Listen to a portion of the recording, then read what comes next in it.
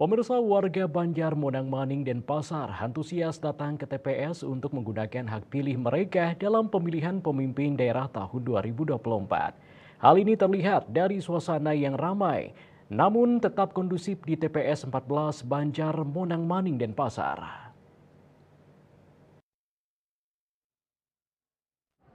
Babak baru dalam pemilihan kepala daerah serentak kini telah dimulai. Masyarakat sudah mendengar visi misi, janji-janji, dan program kerja masing-masing calon pemimpin daerah dan Gubernur Bali untuk kemajuan Bali 5 tahun mendatang.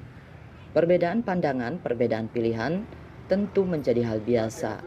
Namun diharapkan dalam memilih pemimpin Bali kali ini, masyarakat dapat memilih dengan bijak sesuai hati nurani dan menyalurkan aspirasi mereka pada tanggal 27 November 2024 ini. Antusiasme masyarakat Denpasar dalam menyalurkan suaranya untuk memilih pemimpin daerah yakni gubernur dan wakil gubernur Bali serta wali kota dan wakil wali kota terlihat dari suasana yang terlihat begitu ramai di salah satu TPS di Banjar Monang-Maning Denpasar. Hal ini menunjukkan bahwa banyak harapan positif yang masyarakat harapkan dari pemimpin daerah dan pemimpin Bali ke depannya. Sebagai masyarakat Bali, saya sudah melaksanakan aspirasi saya pada saat Pesta Demokrasi Pilkada 2024.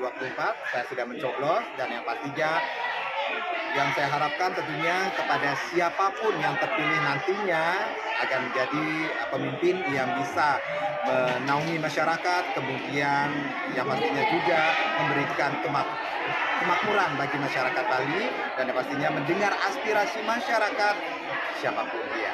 Dan yang pastinya ingat tetap lakukan aktivitas atau menjadi masyarakat yang baik, jangan golput. Aspirasi Anda menentukan 5 tahun kepemimpinan atau masa depan Bali ke depan. Mari bersama gunakan hak suara kita dan bersama-sama kita menjaga Bali. Devi, Bali TV.